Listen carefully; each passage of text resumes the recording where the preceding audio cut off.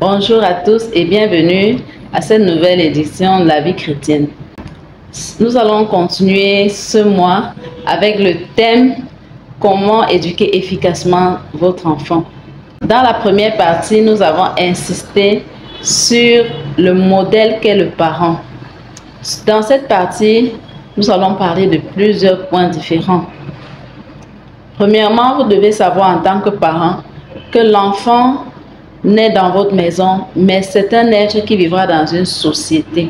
Et donc, nous n'éduquons pas l'enfant juste pour nous, pour notre plaisir, mais nous éduquons l'enfant pour le libérer, afin que dans la société dans laquelle il doit vivre, qu'il soit un bon citoyen, qu'il soit respectueux, qu'il soit autonome, etc. Par contre, si nous chouchoutons trop les enfants, nous leur obéissons, au lieu que ce soit eux qui nous obéissent, ils auront des difficultés au moment où ils auront un travail. Ils auront des difficultés à garder un travail.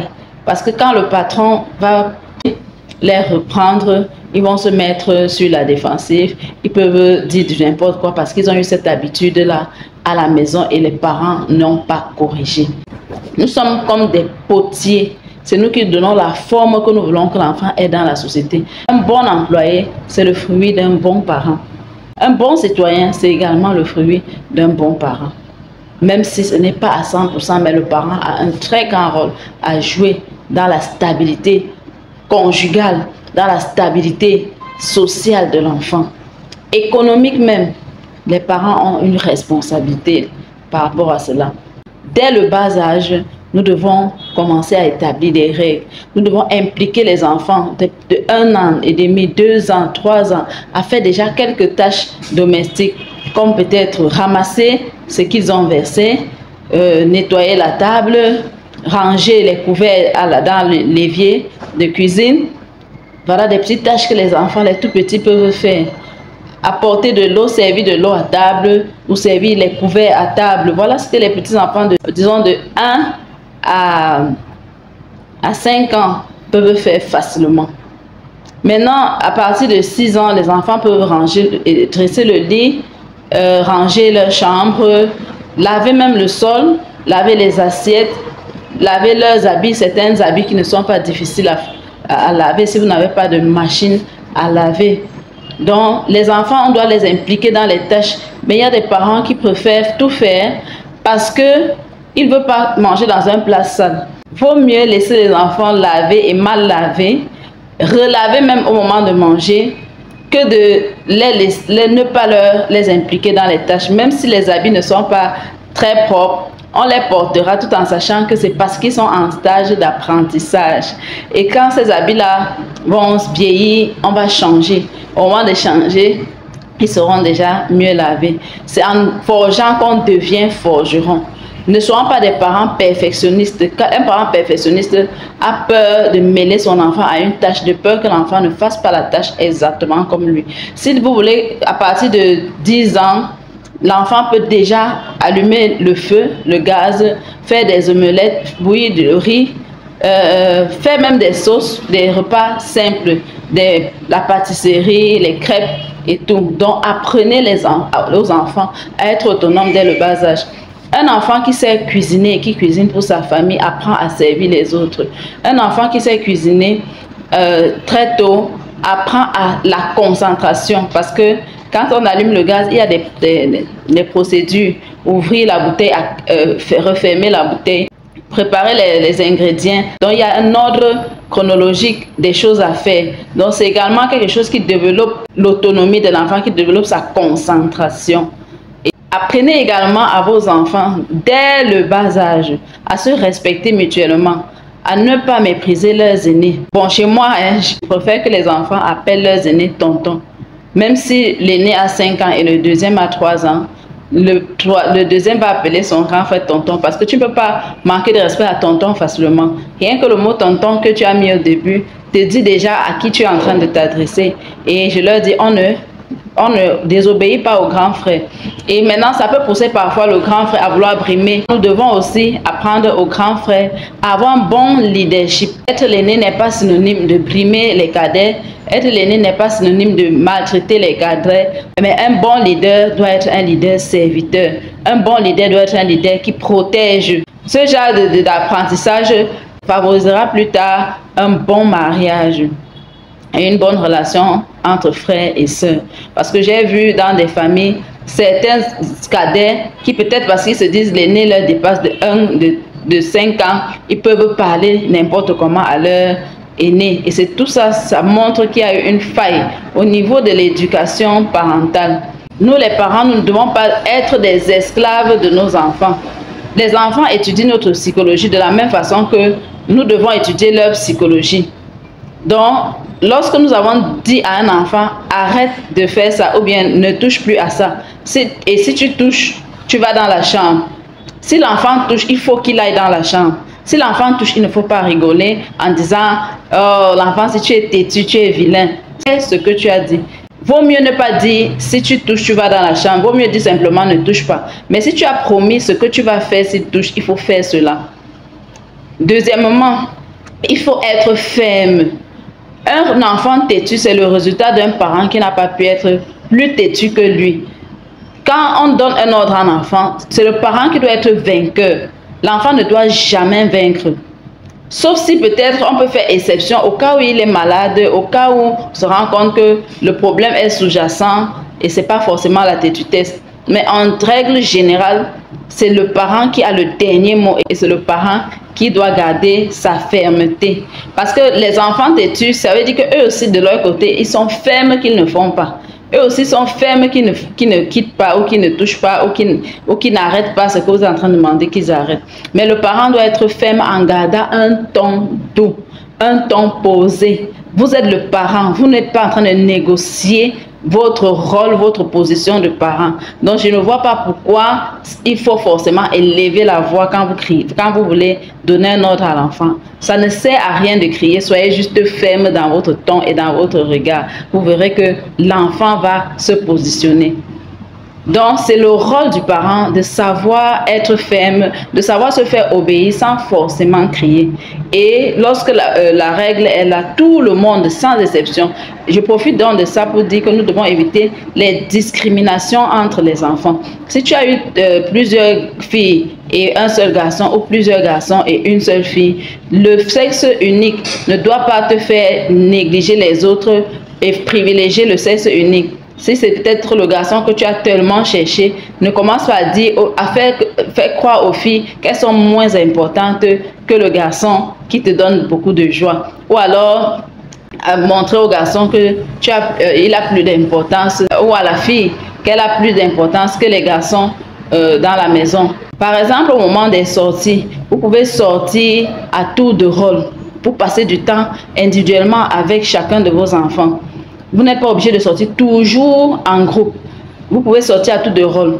Et quand vous faites des cadeaux, peut-être si vous avez un peu d'argent, vous les gardez. Et ça ne suffit pas pour tout le monde. Vous pouvez acheter à une personne ou à deux et promettre aux autres que ça n'a rien à voir avec une discrimination. Vous n'êtes pas, et leur dit même parfois que vous n'êtes pas obligé d'acheter automatiquement à tout le monde et ça ne change rien à l'amour que vous avez pour chacun d'eux. Bon, soit vous achetez et vous leur demandez de partager, soit vous achetez et vous leur dites, bon, on a privilégié le plus petit parce que vous êtes les aînés. C'est aussi ça, être aîné, savoir céder la place au plus petit. Et le petit, lorsqu'on finit de manger, c'est le au petit, au cadet de débarrasser. Ne faites jamais, ne faites jamais cette erreur-là de demander à l'aîné de débarrasser. L'aîné, vous pouvez lui faire comprendre qu'il peut aussi débarrasser en tant que leader-serviteur, mais ça doit être d'abord la règle générale d'intégrer dans la tête des cadets que c'est à eux de débarrasser et d'attendre que l'aîné se serve avant de se servir. Voilà des règles comme ça qu'il faut instaurer en famille. N'oubliez pas d'instaurer le culte familial. N'oubliez pas d'instaurer ça dès l'âge de 2 ans.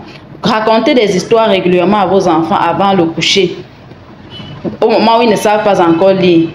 Et apprenez-leur à prier avant de dormir, avant de manger. Et le matin, quand ils se réveillent, faites le culte familial ensemble. De telle sorte qu'au fur et à mesure qu'ils grandissent, qu'ils puissent le faire même en votre absence. Il y a des moments où je rentre à 20h45 et c'est à l'heure où nous avons l'habitude de nous retrouver en famille pour la méditation et la prière du soir.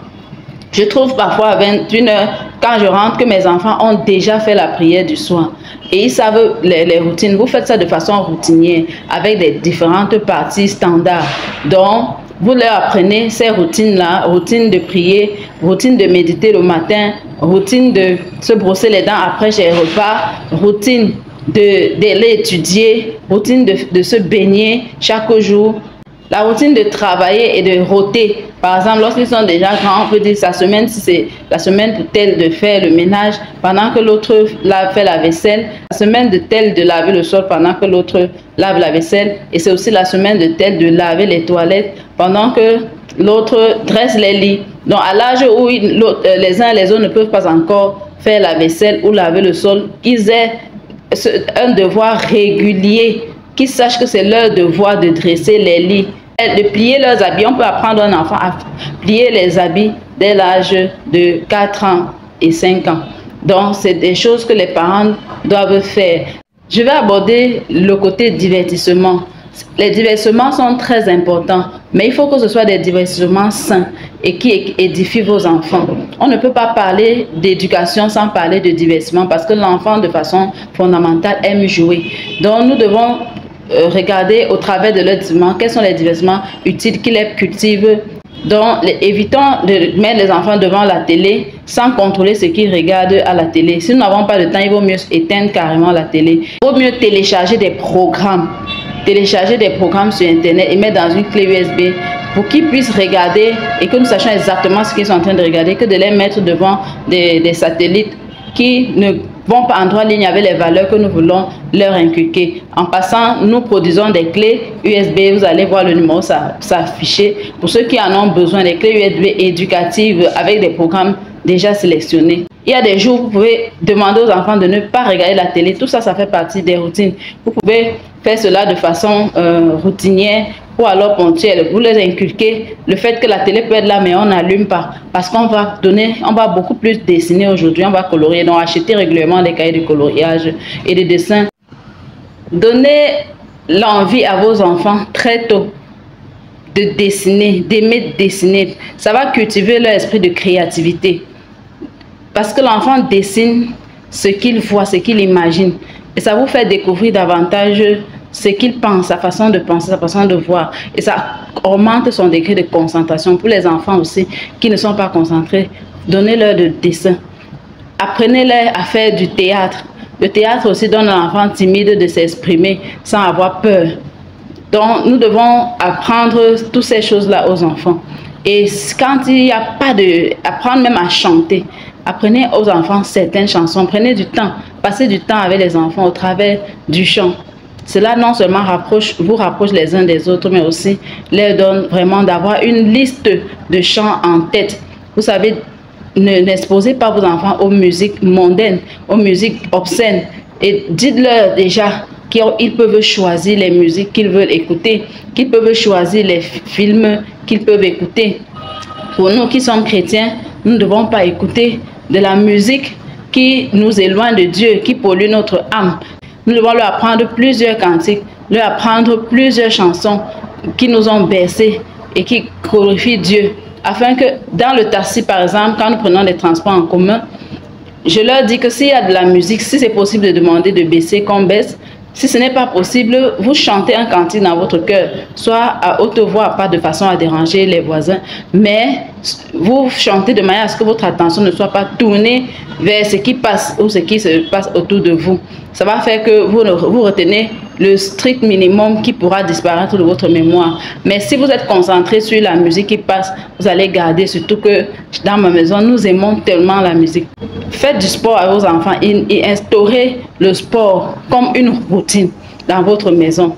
Donc, à part le culte familial, à part les histoires racontées le soir, pensez à instaurer et achetez-leur les uniformes de sport. De telle sorte que tous les samedis, ils se réveillent très tôt. Ils savent qu'ils doivent faire du sport. Et s'ils n'ont pas pu faire le samedi matin, qu'ils sachent qu'ils peuvent le faire l'après-midi. Donc, mettez le sport comme un facteur très important dans l'éducation de vos enfants. Ça leur permet d'être en santé parce que la sueur qu'ils dégagent fait sortir beaucoup de virus au travers de la peau. Et non seulement ça, ça leur donne une bonne santé cardiaque, etc., etc. Il y a des enfants qui trient la nourriture. N'apprenez pas à vos enfants à trier la nourriture. Il est vrai, à partir de 6 mois, il faut diversifier le régime alimentaire d'un enfant. Mais c'est tout à fait normal entre 6 mois et 1 an et demi, parfois même 2 ans, l'enfant perd même du poids et a du mal à s'habituer à certains repas. Persévérez. Les repas que vous avez eu à donner, redonnez. Les repas que l'enfant a aimé, ne donnez pas que cela. Ça va finir par le dégoûter. Alterner, varier. En fait, l'enfant nous met au travail généralement à partir de 6 mois parce qu'il veut que nous découvrons ce qu'il aime. Mais après, à un moment donné, vers 2 ans, ça va se stabiliser, ce problème va disparaître, il va manger de tout. Donc, ne lui donnez pas une étiquette, il n'aime pas les légumes, il n'aime pas tel repas, il n'aime pas le plantain, il n'aime pas le riz, non. S'il refuse, cela ne veut pas dire qu'il n'aime pas, c'est qu'il est en période de découverte.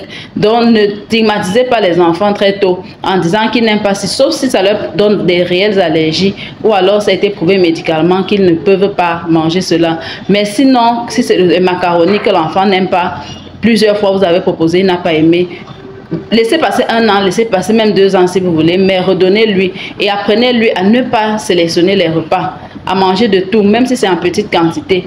Dites-leur toujours tout ce que maman prépare est bon. Et tout ce qu'on vous sert ailleurs, même si vous ne en voulez pas, vous prenez un peu, vous mangez. C'est toujours une éducation sociale qu'il faut inculquer aux enfants. Apprenez aux enfants des routines, comme se laver les mains avant les repas et après les repas et après être sorti des toilettes. Ça permet qu'il n'y ait pas trop de maladies dans la maison. Ça diminue le taux de typhoïde. Instaurer les routines comme se laver les mains régulièrement, après avoir joué, après avoir mangé, après être allé aux toilettes. Instaurer des routines comme se brosser les dents après avoir sucé les bonbons, après avoir mangé, avant d'aller se coucher. Le matin, quand on se lève, se laver tous les jours. En parlant du bain, n'habituez pas vos enfants à les laver jusqu'à peut-être l'âge de 6 ans. On peut laver l'enfant. Quand on lave l'enfant, dans notre tête, nous devons savoir c'est pour lui apprendre à se laver.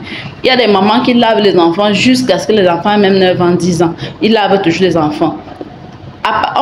Les enfants peuvent très bien se laver seuls à partir de 5 ou 6 ans. Donc, il suffit de leur apprendre, dès le berceau, on leur apprend à se frotter. Et les parties où ils ne peuvent pas frotter, on fait frotter par leurs frères ou par nous-mêmes, en leur disant voici comment ça se passe. Et apprendre aux enfants à s'habiller seuls très tôt. Donc, développer l'autonomie des enfants. Même lorsqu'ils vont aux toilettes, ils peuvent vider leur peau. À partir de 3 ans, ils peuvent vider leur peau seuls. Ils peuvent s'essuyer seuls. Ils peuvent... En fait, laisser les enfants s'exprimer. Même si en mangeant tout seul, un bébé va salir l'espace, il faut supporter que l'espace soit sale au lieu d'empêcher l'enfant d'acquérir son autonomie. Après, l'autonomie dépend d'un enfant à un autre. Il y a des enfants qui acquièrent l'autonomie un peu plus tard, malgré les efforts du parent. Il y a des enfants qui veulent acquérir, qui arrachent leur autonomie, mais c'est le parent qui ne veut pas, parce qu'il ne veut pas peut-être que l'enfant se salisse et tout. On peut contourner ce problème de se salir avec un bavoir. On peut nettoyer, l'enfant même apprend à nettoyer. Donc, ce n'est pas un souci. Favorisons l'autonomie des enfants très tôt et faisons leur confiance. Cela bâtit aussi en eux l'estime de soi. Et parlant d'estime de soi, les paroles dévalorisantes favorisent le manque de confiance en soi. Nous devons toujours apprécier, même un dessin que l'enfant a fait, s'il n'est pas très beau, on lui dit, c'est déjà très bien ce que tu fais, continue comme ça, tu seras un très grand dessinateur. Si l'enfant ne sait pas faire quelque chose, on ne lui dit pas, ah, tu es nul, tu ne sais rien faire de bon, je ne sais même pas. Donc, toutes ces paroles que les parents peuvent avancer sans peser les conséquences, soyons très sélectifs en matière de mots, pour ne pas blesser l'estime, c'est-à-dire pour ne pas toucher à l'estime de soi de l'enfant. Donc nous devons, lorsque nous avons même dit un mot, par exemple qu'il ne fallait pas, dire je retire ce mot, tu n'es pas bête. J'ai dit tu es bête, mais je retire ce mot, mon fils, tu n'es pas bête. Au contraire. Donc il faut savoir s'excuser. Si le parent ne sait pas s'excuser, c'est aussi une mauvaise éducation qu'il est en train de transmettre à l'enfant en tant que parent. Le parent, en s'excusant, ne devient pas moins que parent, il ne devient pas faible, il devient également, il se fait plutôt respecter parce qu'il sait reconnaître ses erreurs, il sait établir des règles et lorsque lui faillit aux règles qu'il a établies, il sait reconnaître ses erreurs et demander pardon. En tant que couple, vous devez avoir une bonne harmonie pour que l'enfant, en vous voyant vivre, puisse rêver à se marier, puisse aspirer au mariage. Donc, évitez de faire des problèmes inutiles devant les enfants. Et même lorsqu'il y a eu des problèmes, peut-être où les enfants se sont rendus compte qu'il y a eu des soucis entre les parents, revenez leur expliquer que ça va très bien entre vous et rapidement résolvez vos problèmes pour que ça ne dure pas et que ça perdure et que cela puisse affecter votre enfant négativement. Les parents ont l'obligation d'être des bons modèles de couple également devant les enfants. À ce propos, nous verrons plus tard comment avoir un foyer qui favorise le bien-être de votre enfant. Comment se marier pour être heureux et non frustré. Bâtir un foyer durable. Ce sera le thème de notre prochaine émission. Je vais m'arrêter ici. Vous savez, en matière d'éducation des enfants, il y a tellement à dire. J'étais ravie de vous retrouver encore ce mois et je vous prie de partager cette vidéo et nos différentes vidéos qui vous ont intéressé jusqu'ici avec ceux que vous connaissez parce que cela peut édifier quelqu'un. Rendez-vous le mois prochain pour un nouveau thème. Du courage à tous les parents. Vous avez entre vos mains de l'or et c'est à vous donc de polir cette or afin qu'elle brille et qu'elle fasse la joie de vous-même et de la société tout entière. Que Dieu vous bénisse. À la prochaine.